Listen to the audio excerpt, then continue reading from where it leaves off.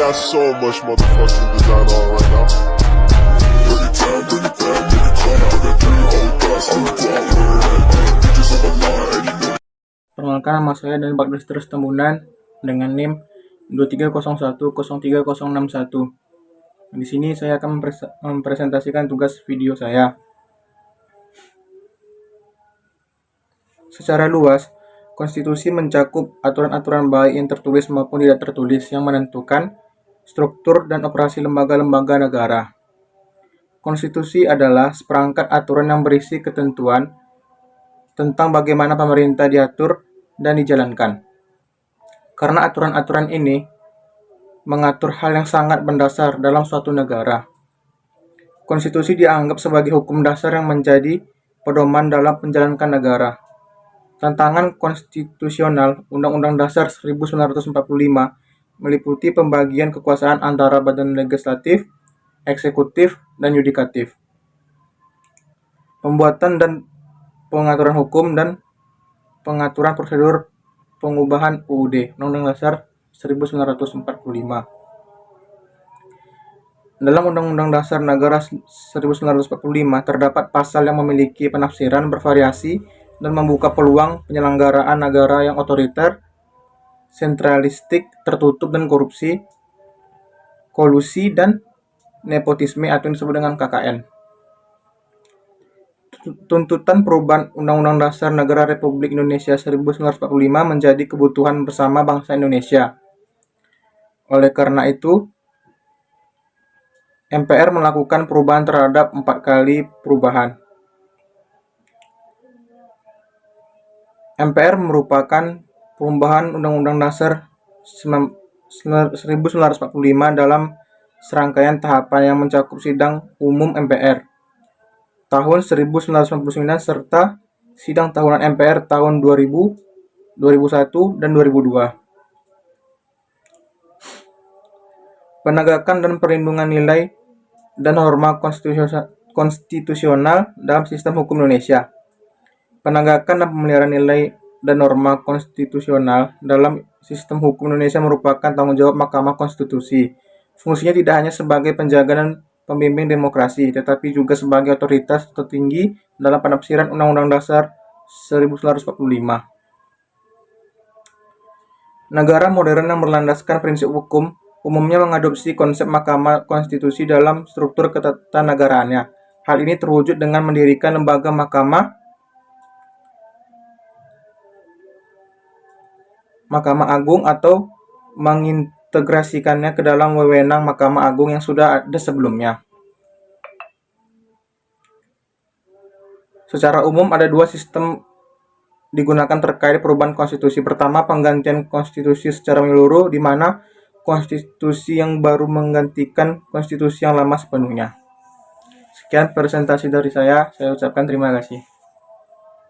Assalamualaikum warahmatullahi wabarakatuh. Perkenalkan, saya Muhammad Salfait dari kelas A2 Teknik Industri angkatan 2023 dengan NIM 23010304. Baiklah, di sini saya akan melanjutkan apa yang telah disampaikan teman saya, yaitu tentang nilai dan norma dalam Konstitusi Indonesia. Secara umum, ada 2 sistem yang umum digunakan terkait perubahan konstitusi. Pertama, pergantian konstitusi secara menyeluruh, di mana konstitusi baru menggantikan konstitusi yang lama sepenuhnya. Sistem kedua adalah dengan melakukan amandemen terhadap konstitusi yang asli, di mana konstitusi asli tetap berlaku dan perubahan-perubahan yang dilakukan menjadi bagian integral dari konstitusi tersebut.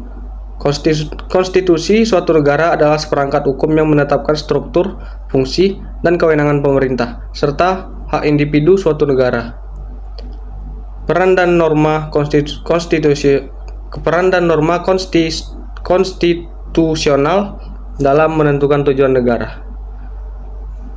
Nilai dan norma konstitusional memainkan peran yang sangat penting dalam menentukan arah dan tujuan negara, serta dalam pembangunan masyarakat, seperti membangun identitas negara, mengarahkan pembangunan, menetapkan batasan kekuasaan, menjaga konsistensi hukum, dan menjamin perlindungan hak asasi manusia. Penetapan nilai-nilai konstitusi dalam UUD 1945. UUD 1945 mengalami 4 kali perubahan, yaitu pada tahun 1999, tahun 2000, 2001, dan 2002. Dalam proses tersebut, substansi UUD 1945 telah mengalami perubahan yang signifikan secara substansif. Perubahan yang terjadi telah menjadikan konstitusi proklamasi itu menjadi konstitusi yang baru, meskipun tetap dinamakan sebagai UUD 1945, Pasal 2, Aturan Tambahan Perubahan keempat, penjelasan UUD 1945 yang sebelumnya merupakan bagian integral naskah konstitusi, tidak lagi dianggap bagian resmi dari UUD 1945. Perubahan ini menandai pemisahan antara penjelasan dan teks konstitusi, dengan penjelasan yang tidak mencerminkan substansi yang terkandung dalam naskah UUD 1945. UUD 1945 dalam praktiknya lebih mengikuti nilai nominal karena dalam kenyataan tidak semua pasal konstitusi berlaku secara menyeluruh dan dijalankan dengan konsekuen. Contohnya pada pasal 28D ayat 1 bab 10A UUD 1945 yang mengatakan bahwa setiap orang berhak atas pengakuan, jaminan, perlindungan, dan kepastian hukum yang adil serta perlakuan yang sama di hadapan hukum. Oleh karena itu, jika UUD 1945 ingin diubah menjadi nilai normatif, perlu ada konsistensi antara apa yang seharusnya dilakukan dan apa yang sebenarnya dilakukan dan dalam pelaksanaan di kehidupan bernegara. Baiklah, mungkin hanya itu yang dapat saya sampaikan. Apabila ada salah kata, mohon dimaafkan. Assalamualaikum warahmatullahi wabarakatuh. Saya akan menjelaskan tentang nilai dan norma dalam Konstitusi Indonesia merujuk pada prinsip-prinsip dasar yang terkandung dalam Undang-Undang Dasar 1945 yang sudah menjadi pedoman kehidupan berbangsa dan bernegara berikut. Penjelasannya, pertama, nilai-nilai dalam Konstitusi Indonesia. Keadilan sosial salah satu nilai utama dalam Undang-Undang 1945 adalah keadilan sosial bagi seluruh rakyat Indonesia. Ini tercermin dalam Pancasila, terutama sila kelima yang berbunyi keadilan sosial bagi seluruh rakyat Indonesia. Yang kedua, nilai kemanusiaan yang adil dan beradab tercermin pada sila kedua Pancasila Indonesia, menekankan penghormatan terhadap hak asasi manusia atau disebut HAM dan kesejahteraan semua warga negara tanpa diskriminasi. Dan ketiga, nilai persatuan dan kesatuan bangsa diatur dalam sila ketiga Pancasila atau disebut Persatuan Indonesia. Ini mencakup pentingnya menjaga kerukunan dalam keberagaman budaya, agama, dan suku bangsa. Dan keempat, kerakyatan dalam sila keempat atau disebut kerakyatan yang dipimpin oleh hikmat kebijaksanaan dalam permusyawaratan atau perwakilan. Ini tercermin nilai demokrasi dan kedaulatan rakyat, di mana kekuasaan negara berasal dari rakyat dan diemban oleh wakil-wakilnya. Norma-norma dalam Konstitusi Indonesia, norma hukum atau disebut norma hukum. Undang-Undang 1945 membuat norma-norma hukum yang mengatur tata negara Indonesia. Norma ini mencakup hak dan kewajiban warga negara, pembagian kekuasaan antara legislatif, eksekutif, dan yudikatif, serta prosedur-prosedur negara yang harus diikuti. Norma keadilan sosial terkandung dalam pasal 33 Undang-Undang 1945 yang menyatakan bahwa perekonomian disusun sebagai usaha bersama berdasar atas asas kekeluargaan dan diarahkan untuk mencapai keadilan sosial bagi seluruh rakyat Indonesia. Dan norma demokrasi.